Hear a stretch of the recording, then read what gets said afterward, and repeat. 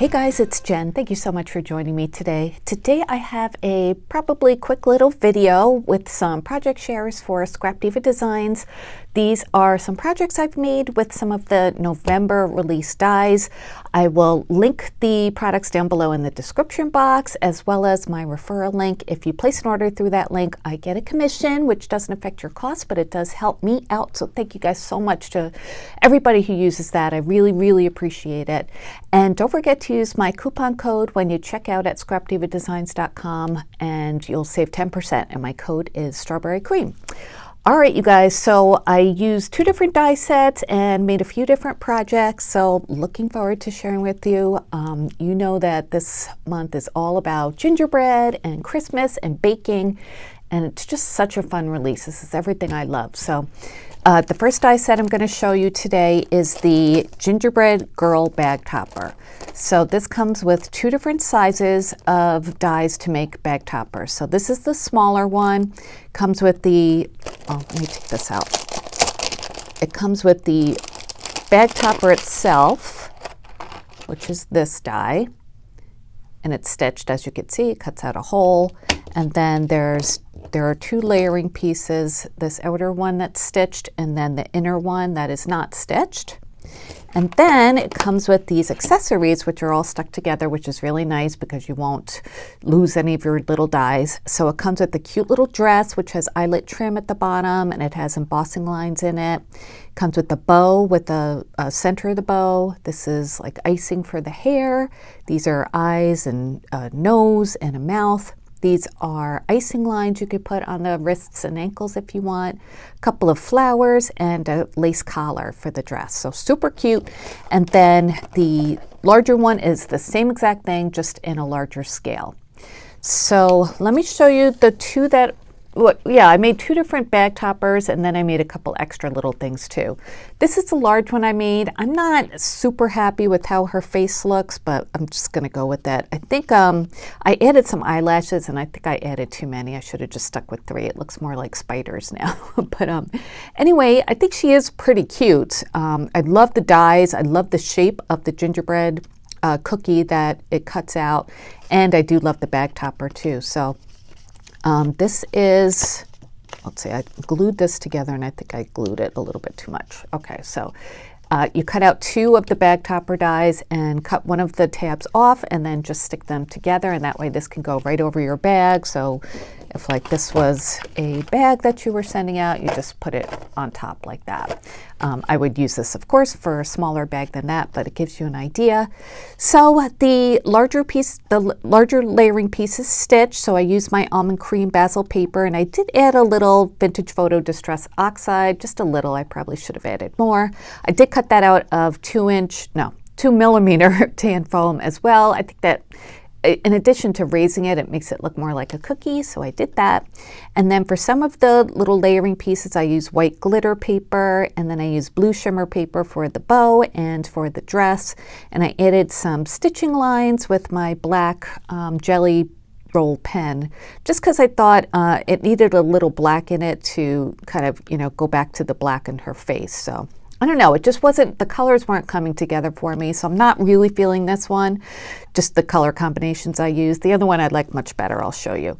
And then I used this chipboard sticker from that new collection from Prima that I showed you guys. It says homemade, and I added a little clay peppermint with a Nouveau drop on the center of that, and I used Nouveau drops here around the hairline as well. So let me measure this for you, give you an idea of how big it is. So the bag topper goes to a little bit over 4 inches, maybe close to 4 1/4. And then side to side, it is about not quite 2 3/4. So nice size bag topper, and you don't have to use the bag topper part. You can just cut out the gingerbread person as well, which I did. I'll show you that. Let me show you the smaller bag topper I made, and I do like this one a little bit better. So you can see the size difference. So small one and a big one. For the small one, for this one, I did not use the layering piece, the one that's not stitched. I just wanted to use the outer one for this one. So it gives you, it's versatile. You can do it either way. So I used my same basil paper for the gingerbread person, and then I used a stamp set I have in my stash from Peachy Keen. And I just loved the little faces, and I thought that it looked really cute. It was a perfect size for this smaller gingerbread person. And I used Jill Norwood's coloring technique. So thank you, Jill, so much. You always inspire me, and I just love the way you color. So I stamped it in black, and then I added white gel pen as highlights for under the different features, and I think that really brings it to life. I added some Jane Davenport, like chalk on the cheeks to make it look like blush, and then added some more highlights there.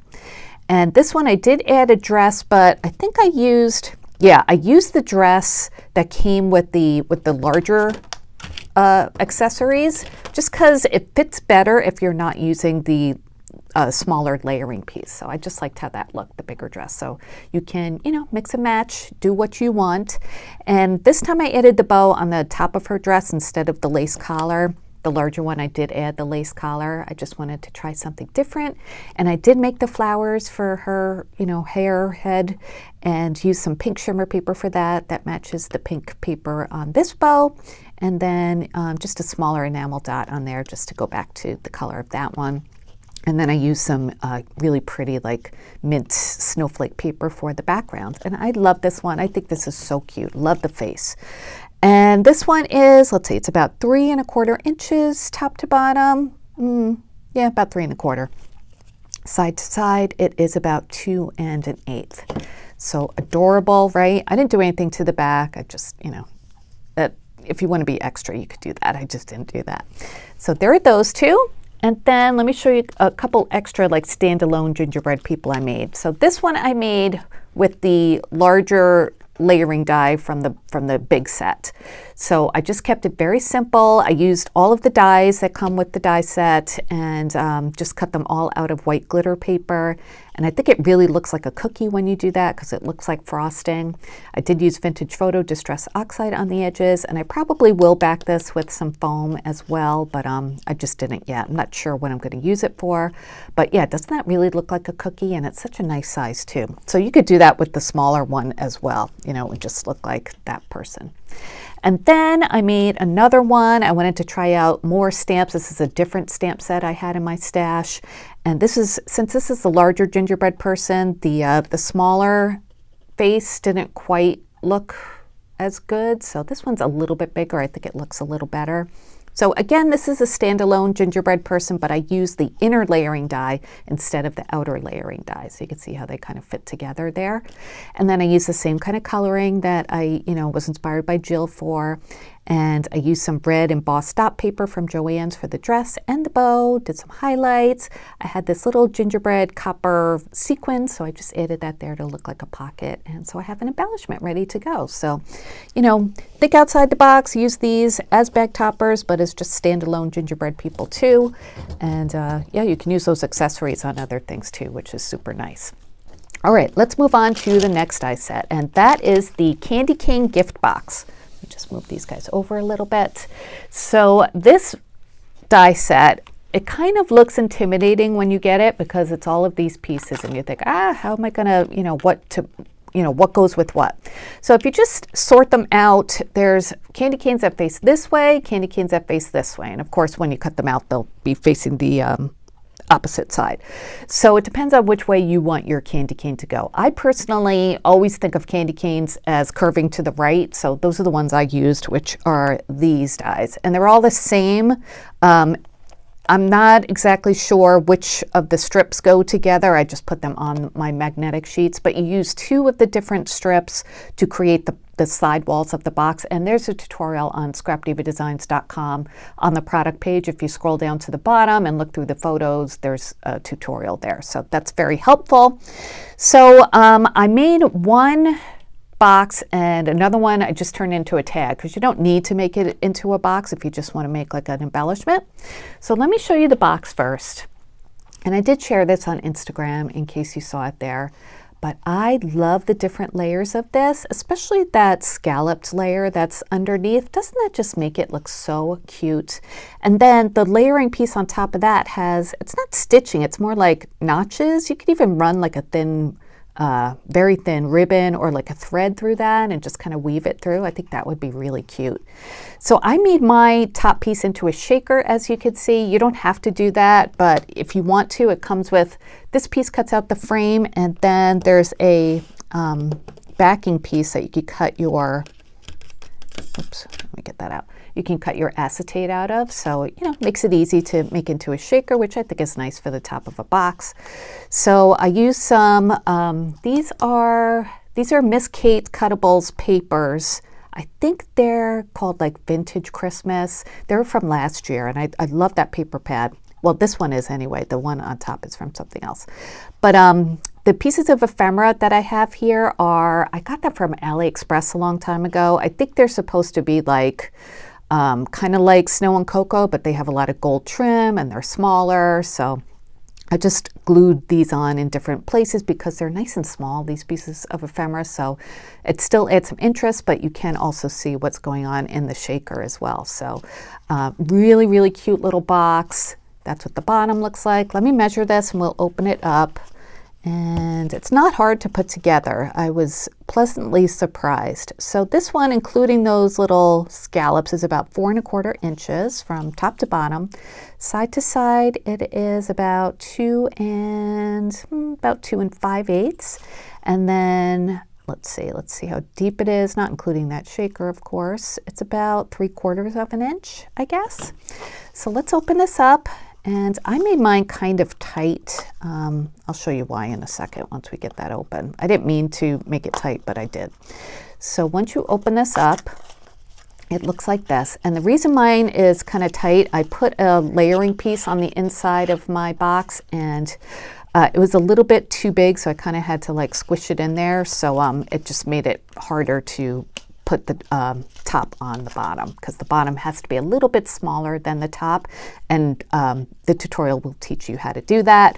But anyway, it's not hard to put together at all, and it makes a cute little box. You could put candies in here, little beads or cabochons or something. A good way to make a gift, I thought. So it's really, really fun to put together, and you can, vary the papers, of course, depending on your color scheme. But I love pastel Christmas, and that's why I went with that one. So that's a little box I made, and then the tag I made, I turned into a shaker as well. I did it the same way, just didn't add the sides and the bottom, but it makes a really cute tag too. So this one I use, this is Candy Cane Lane from Frank Garcia. These puffy stickers, I forget where this sentiment is from. I don't think it's from Candy Cane Lane. It might be. And then there's these pieces of ephemera from that collection, and the papers are from there too. So I just love the pink and red. I added some diamond stickles to some of the pieces just to, add a little Christmas shine and glitter to it. And then for the ribbon, I just glued a ribbon onto the back, but I think I will put a button on there too, just to kind of cover up that glue, because it doesn't look very nice. You could add another piece of another die cut there, but then it would stick up a little bit because of the ribbon, so I'll probably just add a button. But yeah, I think that looks so cute. So you can make this into a tag, just in a piece of ephemera to put on your journals or photo albums, notebooks, whatever, or just make your cute little gift box. So it doesn't, it's not that hard to do.